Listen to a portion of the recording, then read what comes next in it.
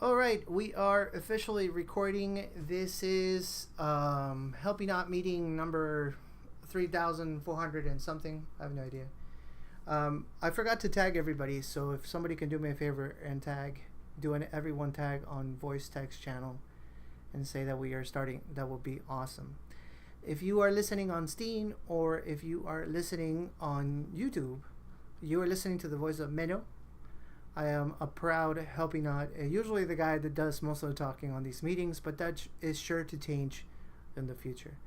And the reason why I say that is because I've been considering, and of course I need to get people on board and other people to agree, to split up the meetings and maybe have a couple a week, but ran by different people. So like maybe I could do one on Mondays and then somebody else could do one on a Friday, or we can figure out the day but a different schedule, so that so that whatever it is that we're talking about that week, whatever things we're sharing, gets, most people get to hear it. Because I guess what happens is, most of the time is that either people don't remember that there's a meeting, or it's too early, or it's too late for them to come to the meeting.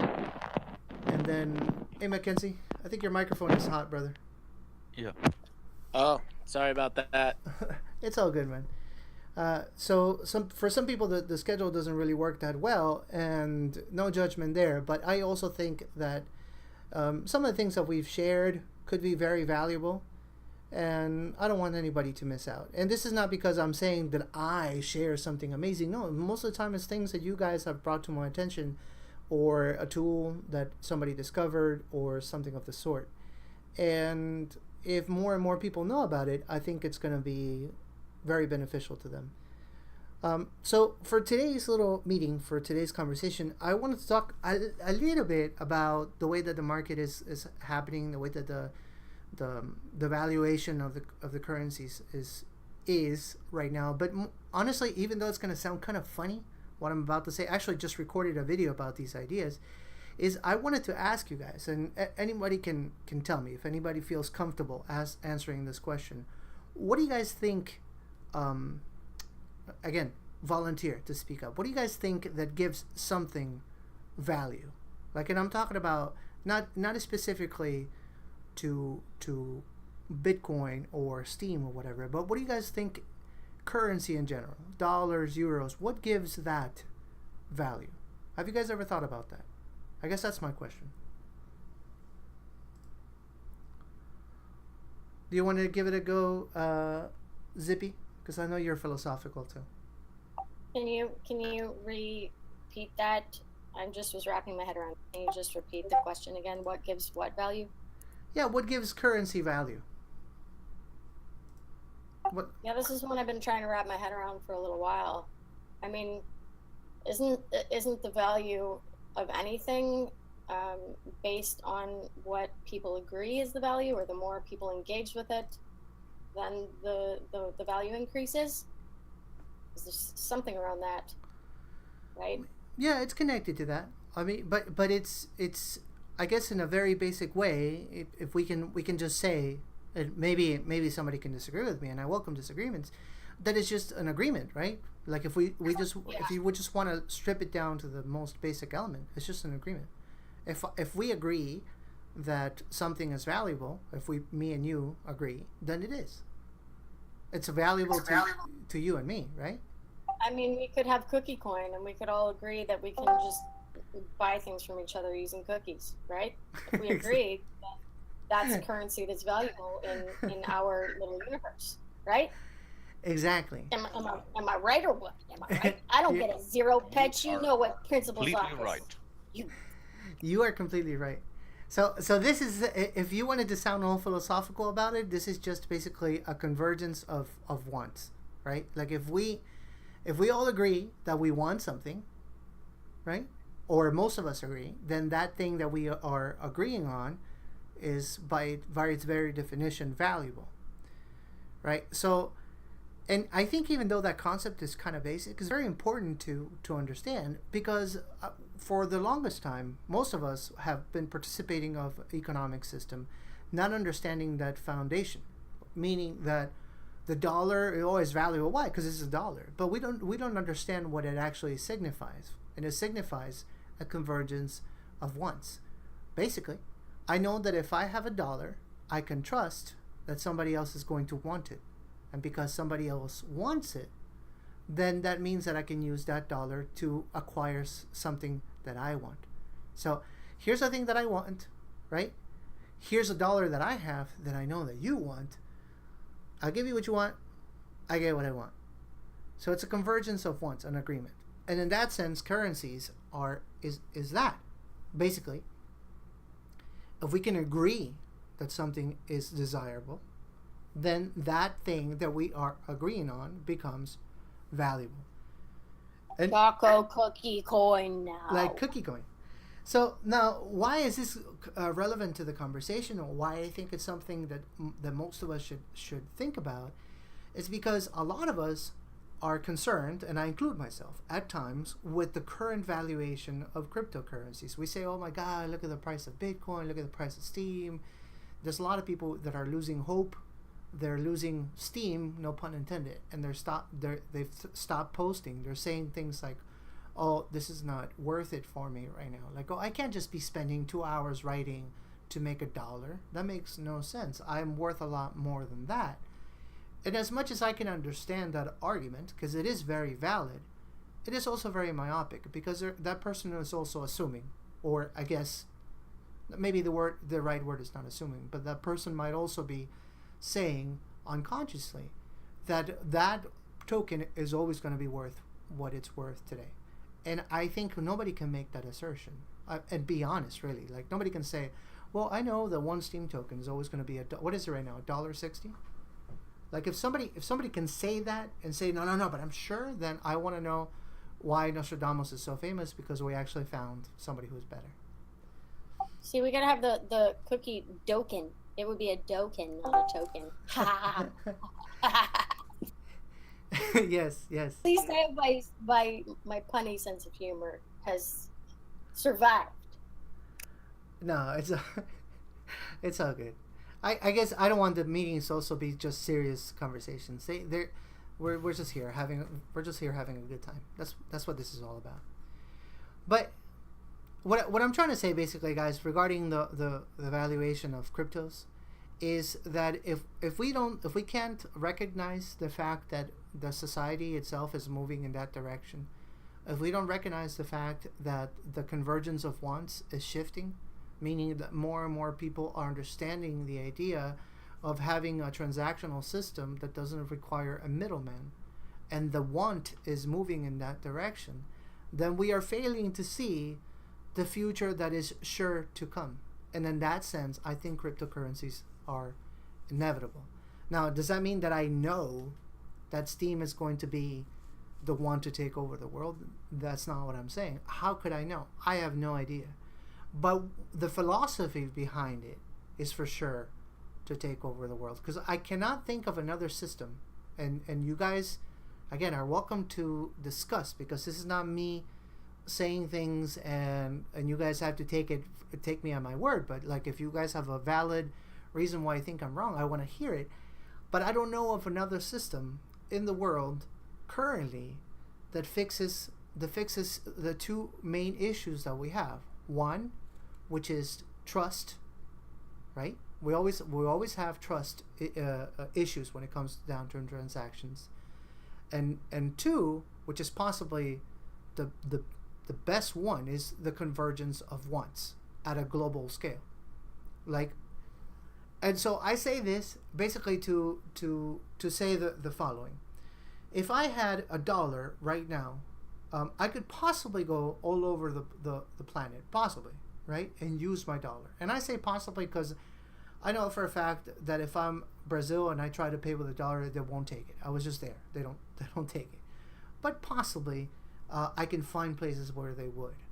So, but this is $1, which is supposed to be the strongest currency in the world. Now, what happens if I go with an Argentinian peso to, I don't know, to the UK, and I say, "Oh, I want to pay for this coffee with my Argentinian peso"? What's going to happen then? No chance. Nobody's going to accept it, right? No, they wouldn't accept it, man. It's a shame, but they wouldn't. No, I don't even think they'd accept dollars money, either really. Euros and Great British pounds. That's about it. Oh, So we yeah. see, well, now we heard it from the horse's mouth. So somebody that lives there knows that they wouldn't accept it. So the convergence of wants is not global, at least not today. Meaning that in order for me to be able to transact in a different country, in order for me to be able to transact with Darren, let's say I wanted to buy Darren's guitar, I would have to go through a middleman that would be able to convert my currency, my value, right, into his currency so that he could use that to, operate within his ecosystem. So the solution that trillions, Zimbabwe, is it Zimbabwe where they use millions of dollars? It's like Zimbabwean dollars or whatever, and they're worth like a penny. I think it's over there, like where they had the crazy inflation. Yeah, they did. They have. You take like a big wheelbarrow full of money just to buy some bread and milk from the shop. Crazy, absolutely crazy. Look at that. That's pretty crazy. That is mind blowing. So, and I guess the reason why I'm having this conversation, guys, is because I think we can't fail to be so myopic about this whole thing. Like, if I'm focused today on the price of Bitcoin, that's like me staring at a bucket of salt water complaining about the ocean. You see what I mean? Because that's not what the proposition is about. The whole idea behind the prices of cryptos, the price of Bitcoin, all that stuff, has nothing to do with the bucket of salt. That is a sample. And it has more to do with the proposition and with the things that it's going to basically take over, the solutions that it's going to fix if we keep on converging into that want, which is what's happening every single day. So here's some things that I know for a fact that are currently happening that should give you guys an idea that you're not only are you not wasting your time, but you're doing the opposite. You're investing your time in the smartest way you can possibly do it. There's currently, I don't know the exact numbers anymore, because last time I checked was like 3 weeks ago, 4 weeks ago, and this changes. There's currently more than 200 to 300 businesses every single day that are adapting cryptocurrencies all over the world. Right? So that number is not mind-blowing. It's not going to make you go like, oh my God. Because the ice cream guy is not taking cryptos right now. But this is exponential. So eventually he will. I don't know when that's going to happen, but eventually he will. We have, I think it's Madrid, the soccer team. There's one soccer team right now, one major league soccer team in Europe that started to accept Bitcoin. So you can buy now the yearly pass in Bitcoin. I don't remember which one it is right now because I'm not the biggest soccer fan. And I know it sounds kind of weird because I'm South American. I'm supposed to be, but I'm not. So my point is that the convergence of wants is already happening, and at the same time, we can see how this, in many ways, resembles what happened in the age of information. Because if you guys are old enough, and I'm pretty sure that most of you are about my age or so most of you probably remember this. There could be some exceptions. Maybe Tropio wouldn't, but I remember an internet that was so young that nobody ever imagined that you could actually transact through the internet. Like, I remember logging into back then, right, Alta Vista, which was the search engine back in those days, finding stuff and learning that you could buy things online with credit cards. And I remember some people saying back then, my father being one of them, no, you can't. That's never going to take off. People are just going to rip you off and stuff. You could, like, because I wanted to buy something and he wouldn't let me use one of his cards. And I remember the resistance. I remember him telling me how it was just going to be a fad or of some sort, or something to look up pornography, and that's it. And that was going to be it. Now, we know today that those that didn't adapt, those that decided that was just going to be a fad, stayed behind. I shared a couple of days ago this story, something, it's an anecdote, but I think it's relevant to the conversation, of the necessity that exists, that we have to be able to adapt to the new economy. I was working at that time with my company. I still do, but I do it a lot less. I sell musical instruments and I export them. And I was visiting this local store that it's maybe like 10 minutes, 15 minutes away from my house. And the owner of the store, he's an older gentleman. He's probably in his 50s. But he is a traditionalist, a purist when it comes down to selling guitars. So he believes that selling a guitar can never be done online. Meaning that in his mind, the only way that you can buy a guitar, that you can sell a guitar, is you come into the store, you test it out, you strum the guitar, and if you like it, you buy it. There's no other way, because on a website, there's absolutely no way for you to hear the guitar. And even if there was, even if there was some sort of recording, it's not the same. Now, the truth of the matter is that when he says that, he's speaking from his bias, because he doesn't see himself buying a guitar from the internet. But the new people that are joining the economy, this is the millennials that everybody likes to complain about, they don't know of a world that doesn't shop online. That when they were born into the world, the internet existed. And when they were conscious enough to realize what money meant, they already could purchase online. And they've never known a system that doesn't have that. So for them, the idea of buying online is not only the smart thing to do, it's possibly the only thing you do if you're reasonable. Because you're not going to go over there, right, to another state and buy a guitar just because you want to know if that guitar is good enough. You're just going to get it online. And in the world of Amazons and other websites and other retail websites, if you don't like it, you return it, no questions asked. So what happened to this guy? What's happening to this guy? He's going bankrupt. He's closing the store. I remember that day, though. I'm having this conversation with this guy. And then another gentleman walks in.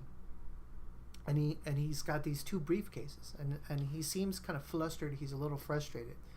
He grabs the two briefcases. He puts one on top of each other, opens one up, and he shows us that he has these wireless systems that he's trying to sell.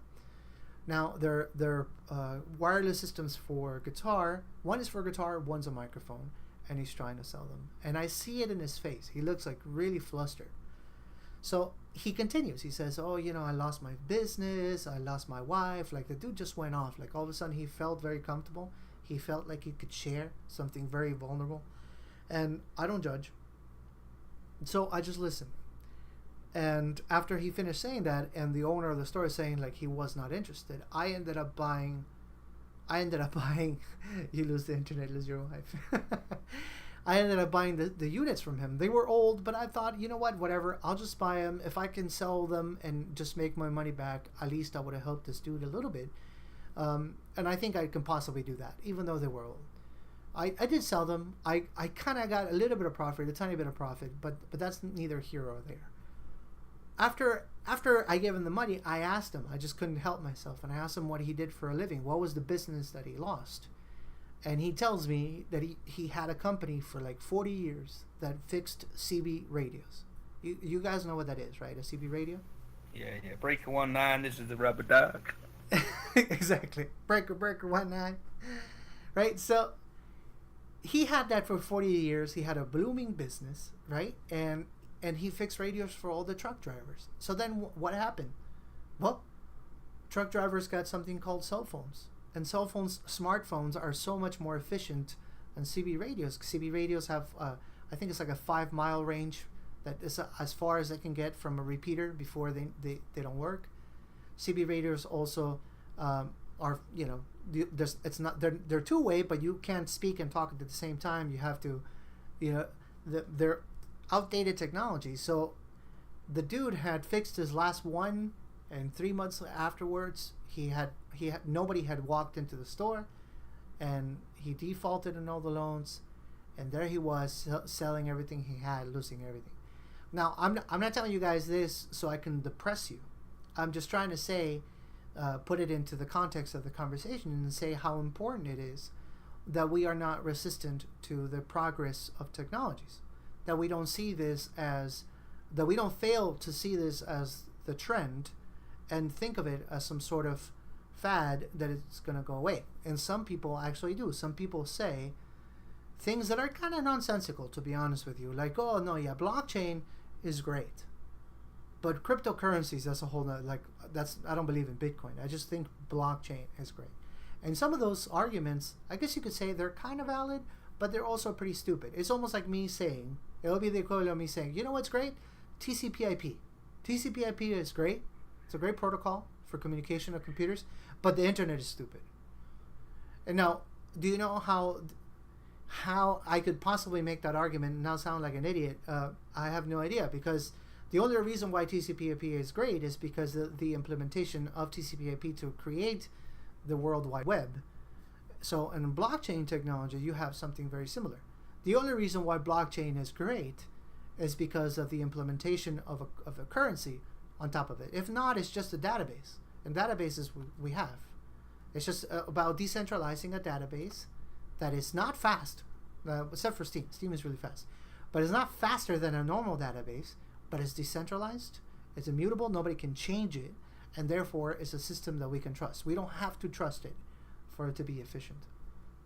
So that's the reason why I want to talk about this, because I think knowing these things, I think understanding what the value proposition is of cryptocurrencies and how, without a doubt, they are logically sound, allows us to not feel that FUD, as they call it, that fear. Like, oh my God, this is going to zero. Because how could it go to zero? How could it go to zero when the convergence of wants is reaching that point? When more and more people are understanding the potential. Now, this is not to say that Steam is not going to go to zero. I don't think so. I personally don't think so. But I'm talking about the technology. I'm talking about Bitcoin, or whether it be Bitcoin Cash. That's not as relevant as it is to know and understand the technology and the proposition. Like, what are you talking about? It's not going to go. So, anyways, guys, I hope that conversation or those things that I'm bringing up in some way give you a little bit of comfort, and also allow you to put things into perspective. Because the last thing that I want is for people to start giving up. And I guess I am not trying to be judgmental. I know that people have their reasons for leaving the Steam ecosystem, and I get it, and I wish them well. But at the same time, if somebody decides to give up, and I'm doing air quotes and you can't see me, I think they should do so having all the information before them, and not some sort of, I guess you could call it negative bias because of misinformation, or because somebody is spreading lies or whatnot. So, in any case, that was my mission of today. What I wanted to talk to you guys about. I already said 100 times, so I guess it might be worth saying again that right now it's a time to accumulate Steam, believe it or not, because Steam being lower, you get a lot more Steam power. And I became a dolphin recently, just because it's easier for me to accumulate Steam power right now. So even Congratulations! though oh, thank you. But my point is that you guys, if you're a plankton, right now is the time to become a minnow. That's my point. Right now it's not the time to be selling. Right now is the time to hodl, as they say. And right now is the time to become a minnow. So give yourself a target. Give yourself a date. Say, by this day, I'm going to have this much Steam power. If you don't do that, if a plan that you may have doesn't have a date, you don't give yourself a target, then it's not a plan. It's just some sort of fantasy. So maybe you can walk away from this conversation with that too. With saying to yourself, you know what? Here's what I'm going to do. No, of course, Sidious, you can accumulate if you have good rewards on your post. But there's a couple of things that we can't fail to recognize. One of them is because there are less people posting currently. That also means that you have less competition. You could look at it that way. That's one thing. And also is, even though the rewards look smaller, you're still accumulating more Steam power. So let me put it to you. Let me put it to you this way. If I had a post paying $5, I'm going to make it very simple, 5 SBD, and Steam was 50 cents, right? That means I would have effectively made enough to buy, and I'm oversimplifying the math, 10 Steams, right? Now, in turn, if Steam was $10 and I would have made a $50 post, I would only have enough to buy half a Steam. So you see how, even though it doesn't sound like a whole lot, because it doesn't sound like a whole lot, the fact that Steam is low allows you to accumulate more Steam power. Now, in turn, when Steam turns around, and it will turn around, I know that much, it will turn around, it's already happening, then you won't be able to accumulate a lot of Steam power with your post, even though you might have a lot of liquid SBDs to sell. So there's going to be a future. I don't know where it's going to be, but imagine that a year from now, like what day is today? Somebody can mark it on the calendar. So next year it'll be month 7, July 7th, 2nd, July 2nd, 2019. And let's say that Steam next year is $10. I know that's wishful thinking, but let's imagine. Let's dream a little bit. Let's say that Steam becomes $10. If that happens, honestly, I will be jumping on one leg. So, but all right, but that's a little digression. But let's say $10. If Steam is $10 then, right? Let's just imagine. I don't know. Bitcoin's 50 grand, 60 grand. I have no idea. But let's say Steam is $10, and you get a $10 payout. How many Steams do you think you collected? Somebody try to answer that one.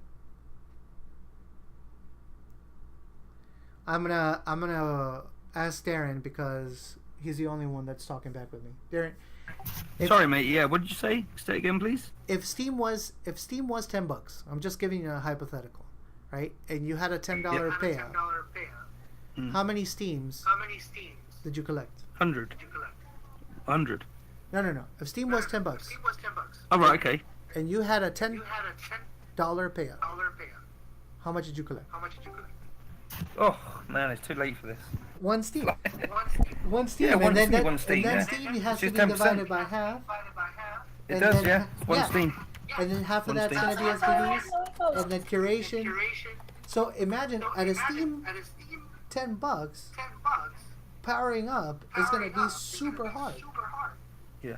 Because you're going to be collecting liquid rewards, of course. You're going to be collecting unless you're- SPDs. Unless you're curation, so you're looking about 0.75, aren't you? At the Steam, 0.75 you know. Steam. And then you Yeah. divide that by half. Mm. And then half of that's going to be SBDs. So you're probably going to be what? 0.3? 0.37.5. Yeah. 0.375, isn't it? So that's my point. 75. Yeah. The point I'm trying to make is that if we are waiting for the price of Steam to go up to pump out those posts and to accumulate Steam, we are effectively doing it the other way around. You see what I mean? We're doing it when it's the hardest. Definitely. Now, Yeah, I mean, I've seen. I mean, I get. I'm very lucky in the fact that I get my upvotes from D Sound, which has been an absolute godsend to me. You know, without that, I don't think I'd have been able to sustain it. You know, so that's something. But that's about 12 SPD. But then they take 25% of that. So you know, I'm only ending up with about 4 or 5 SPDs. You know, but I always also get 3 sort of steam power every time. So over the course of the week, I'm getting like 21, 22 steam power. You know, from my music post. exactly. So, you know, I'm fortunate, I know that, but I guess I'm one of the cream of the crop that they like, you know, and that's not my fault, you know, that's just the way things are, and I feel for other people that aren't getting those votes and things, and it must be so difficult, you know. Wish I could do more to help them, but we're all trying to make our money, aren't we, and we're all trying to get on, you know, so yeah, join curation trails and things like that, that's all you can do really, isn't it, to get your votes, you know.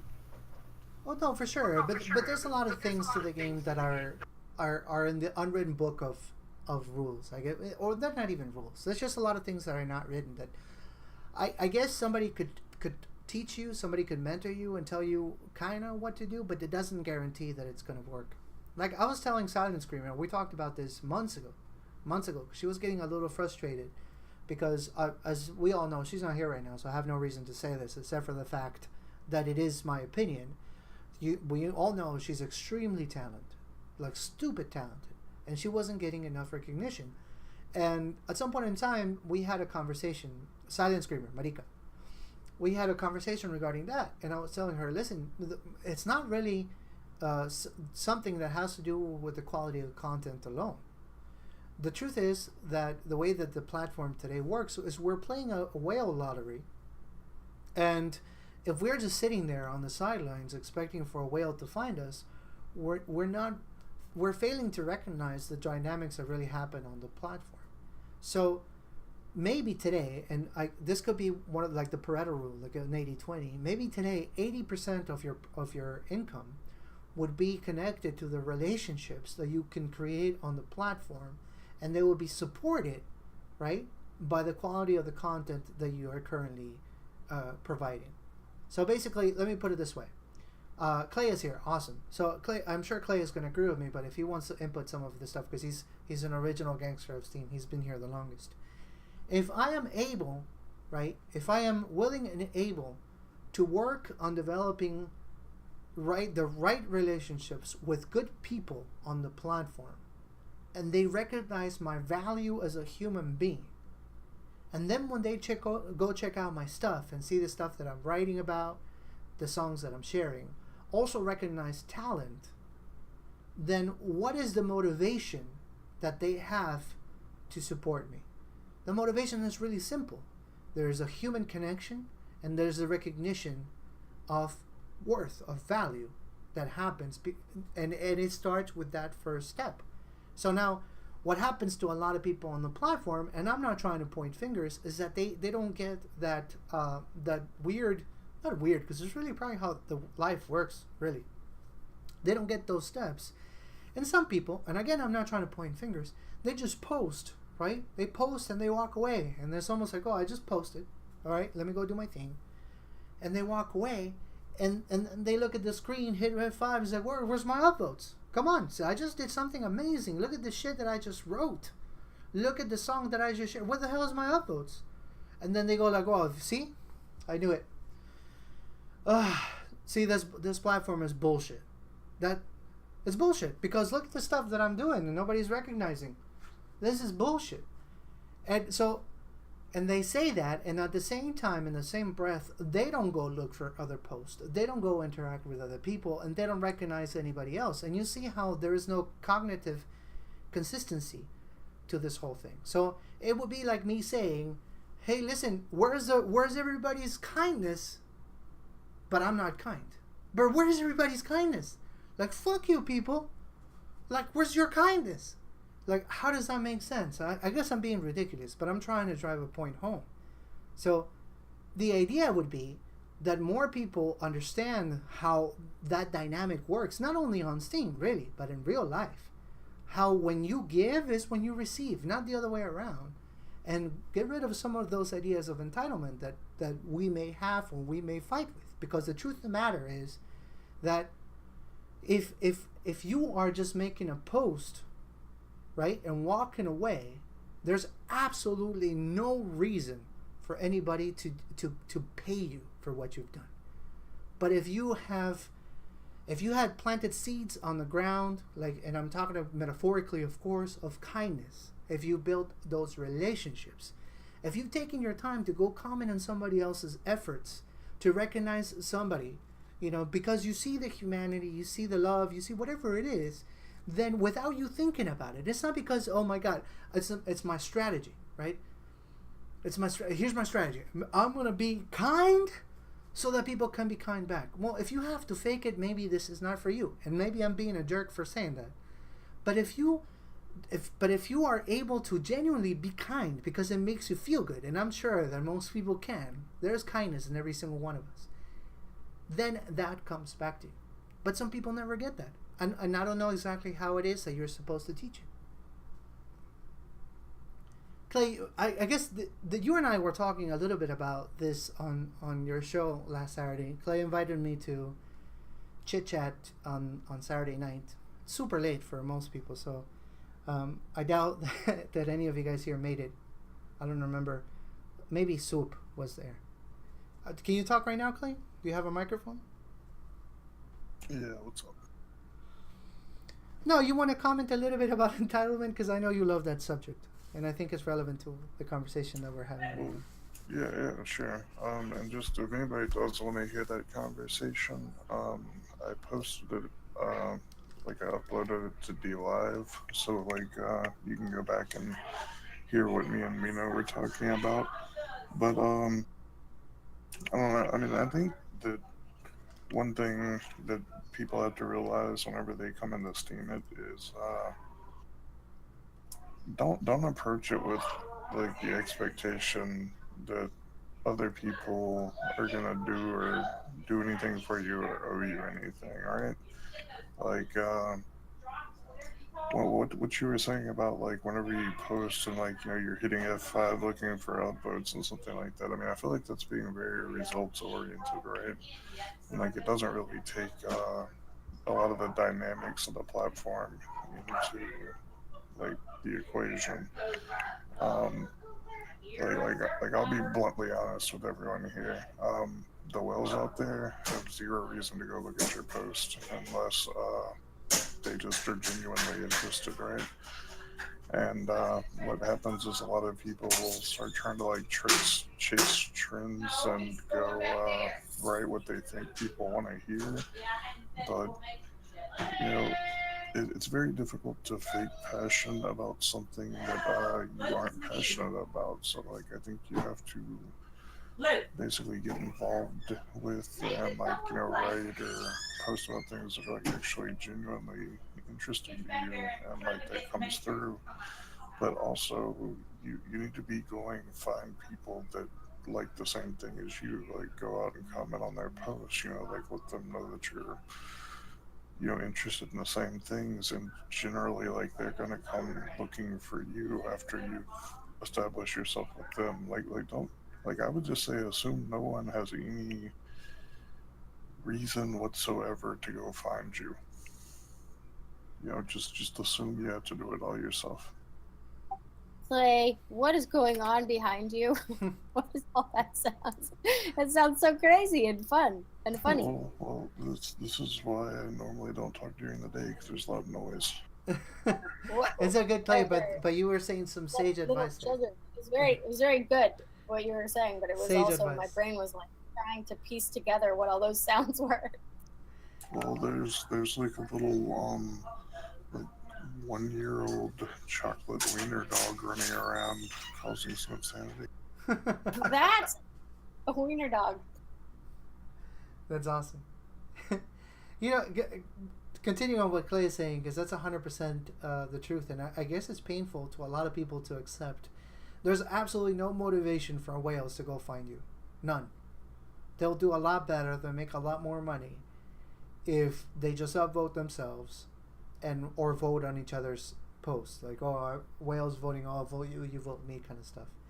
And I know that doesn't make anybody feel great. I know it doesn't give anybody the warm fuzzies, but let's cut the crap. That's a reality. Now, here's the other reality of that equation that a lot of us fail to see. I may not be a whale. Clay might not be a whale. Wes might not be a whale. There's a lot of people here that are not whales. But how much steam power do you think collectively, just everybody in Helpie has? Do you think we can get up to an orca? Is it possible? Actually, I know that it's quite a bit more than that. So I guess my point that I'm trying to make is that if we are not willing to do the job ourselves with the little steam power that we have, if we're not willing to go out there, if we're not willing to go curate other people, if we're not willing to participate on that, then how could we reasonably, right, have any kind of cognitive consistency to expect a whale to do that for us? Like, who did we bribe, or what kind of relationship do we have with what deity so that the universe works in that place? You see what I mean? Like if you are not doing it, if you are not willing to share what you have, how could you expect somebody to share what they have? So in that sense, it's like like that cliche saying, like be the change you want to see. It's 100% correct. I used to say, and I think Clay heard me say this 1,000 times, I'm going to say it 1,001 times, that the truth to this whole thing, the other part of the equation, is that you are not your upvote, right? And I think a lot of people, especially when they start out and when they have a tiny account or small account, whatever you want to call it, when they don't have like, oh, I can't give you more than 2 pennies, they feel like some sort of, I don't know what the word would be, so like embarrassment. It's like, oh my God, I only got a penny, I only got 2. But that also fails to see the other part of human interaction, which is to say that relationships, being friendly, to recognition, a good comment, all those things, all of a sudden they're invalidated because your upvote is not that great. And how stupid is that? Like, how poor, and again, I'm being a little harsh and I apologize. How poor do you have to be to equate your value to a couple of pennies? You know? And I guess I'm being a bit of a jerk. But like, for you to feel like, oh no, you know why I don't go curate? Why I don't go comment on other people's posts? Because my upvote is shit. So why would I?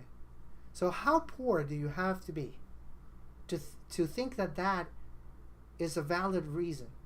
Like, to think that that is your wealth, your penny, your 2 pennies. Exactly. Yeah, Yitnet does a great job at curating. She's all over the place. I see her commenting all the time. Feedback, reading, and that's why. And you want to know that's why it works, because when she's built all these little relationships with other people, it starts to add up, and all of a sudden, she gets a lot more upvotes to the people that don't do it. And it's not because Priscilla Yitnet. It's not because she thinks like that. It's not because she goes like, oh, you know, my plan is going to be today. Here's my plan. I'm going to be a hypocrite. And I'm going to pretend that I like the shit I'm reading. And I'm going to put little memes and cute stuff. Like, this is my persona. I'm going to lie about this whole thing so that I can win upvotes. That's not what's going on through her mind. She just really, since she sincerely likes something, sincerely likes reading something, leaves a great comment. And all of a sudden, I was one of those people that are like, oh yeah, I want to support this person. So if you start to change that chip in your mind and you start to think like that and stop thinking of that mind of scarcity, saying like, oh, but what do I have to give, then you're not ready to have a lot. And I don't know how the saying goes, but it's along those lines. So like, if you are not willing to share the little that you have, then you're not equipped to have a lot. Never. Because the abundance comes from a mentality. It doesn't come from some sort of magic trick or a lotto ticket.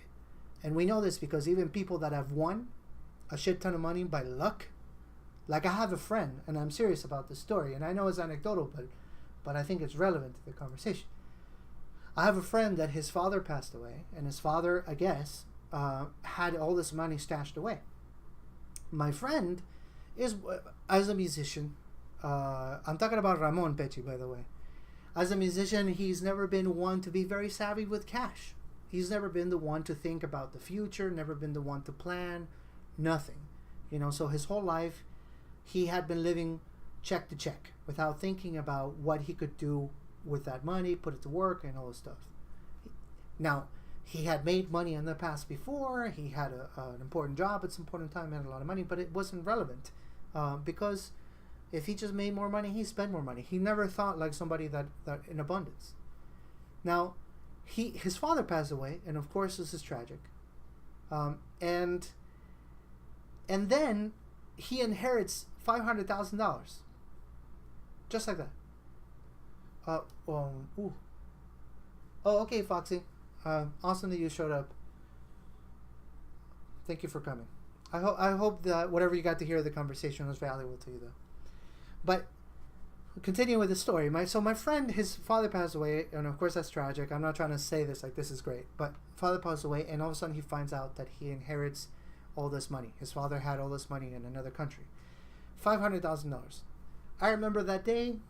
My friend Ramon quit the job at the store that we were working at. He said, "That's it, I'm out."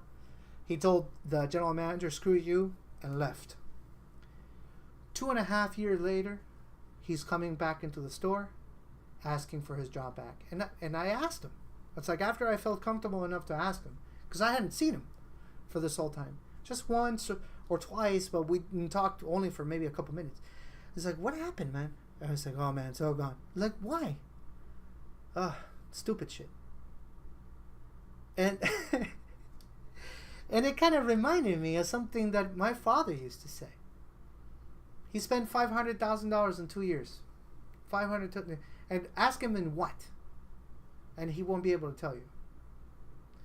So my point is that if you ever want to have your financial freedom, which is obviously what all of us want, if you ever want to have a prosperous life, and I'm not even talking about millions of dollars, because whatever it is, whatever target you may have for yourself is yours, and it could be a fifth of that, it could be a tenth. It doesn't matter. It's like you set your own bar, you define what it is to have success for you, and don't let anybody define that for you.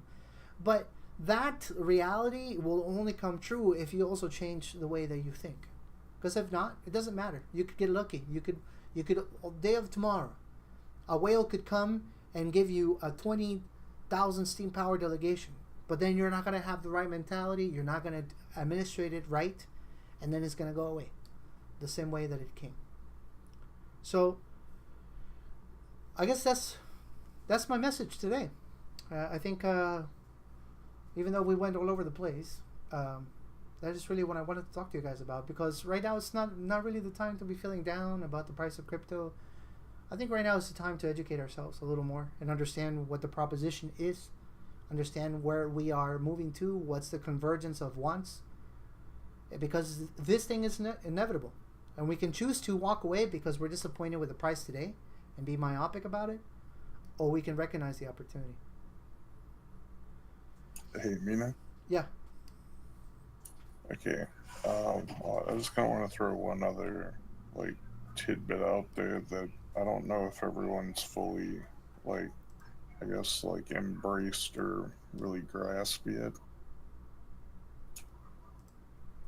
In its current form, Steemit is not a content-driven platform, and I think everyone needs to accept that.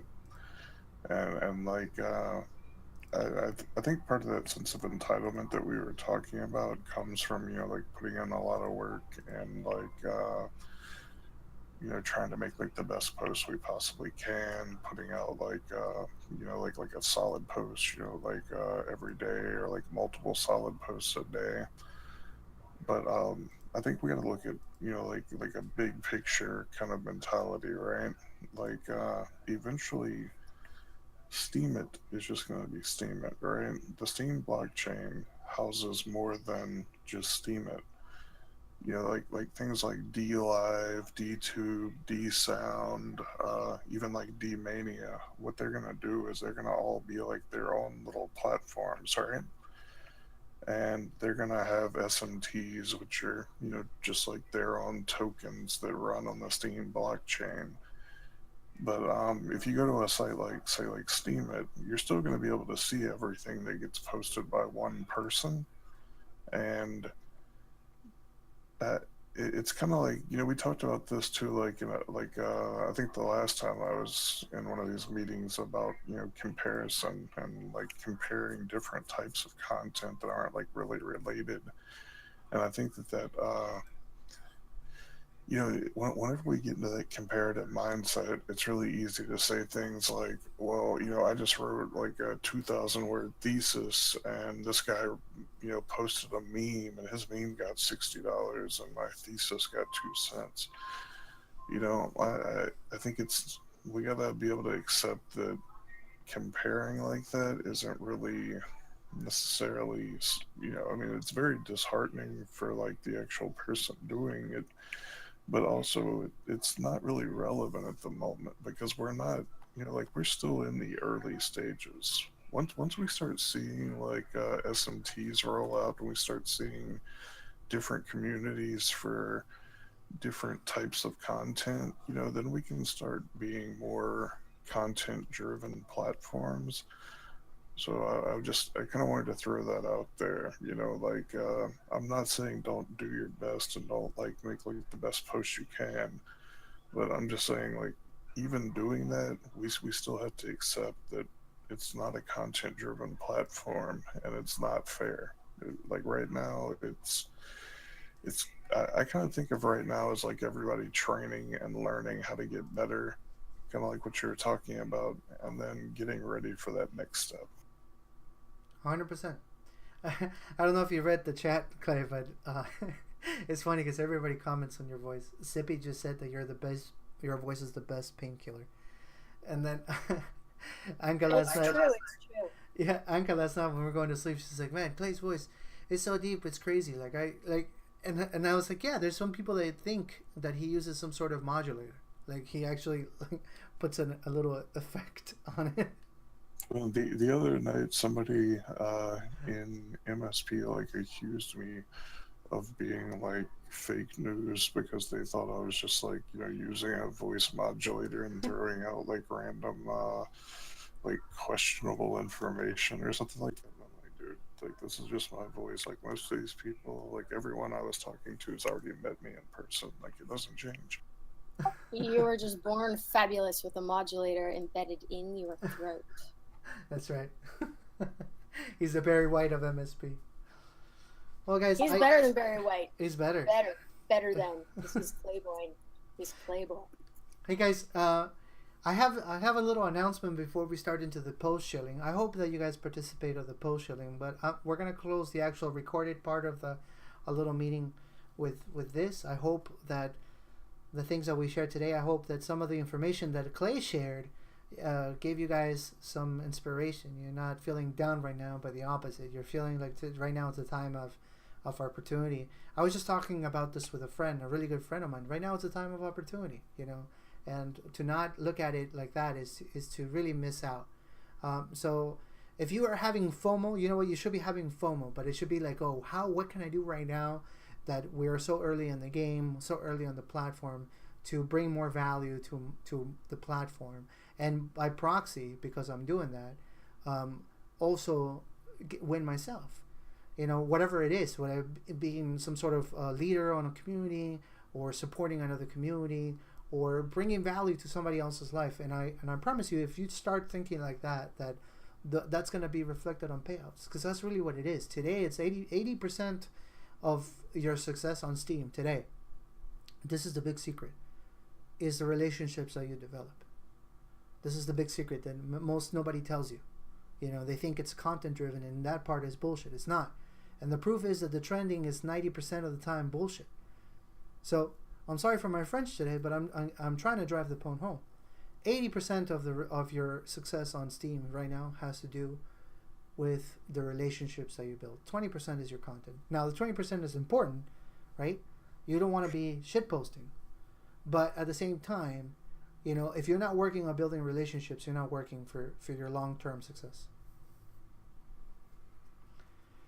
So anyways, with that, I am going to close the recording. If you're listening to this on Steam or on YouTube and you are interested on knowing what this is all about, what this little group is all about, this is a Helpy Discord chat group, and we do these every single week. We have conversations. It's about mentorship. It's about that kind of stuff, the kind of stuff that you just heard. You've been hearing to the voice of Menno. Also, Zipporah spoke a little bit. We had, at the very beginning, Darren speaking, and then the really deep voice with the modulator, that was Clayboy. And this is Menno signing out.